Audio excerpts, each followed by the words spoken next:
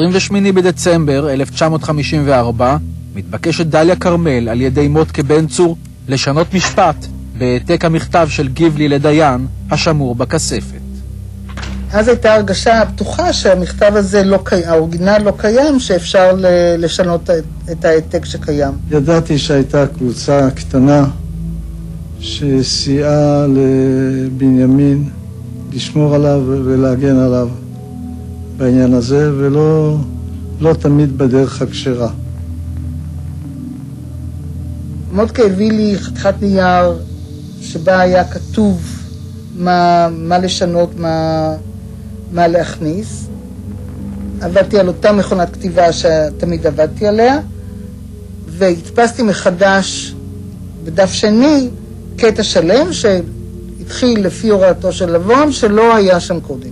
המשפט לפי הוראתו של לבון הוכנס לקטע, ולפי הוראתו של לבון מפעלה הרשת או טבע.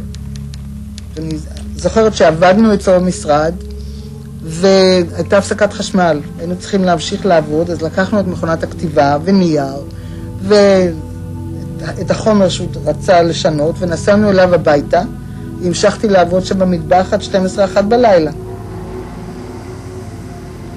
אחד הלילות בא בנימין גיבלי למדור שלנו, לקח את שלום וייס, ועשו טיפול באותו מסמך. היו צריכים ליישן את המסמך כדי שהוא ייראה מתאים לדף הראשון.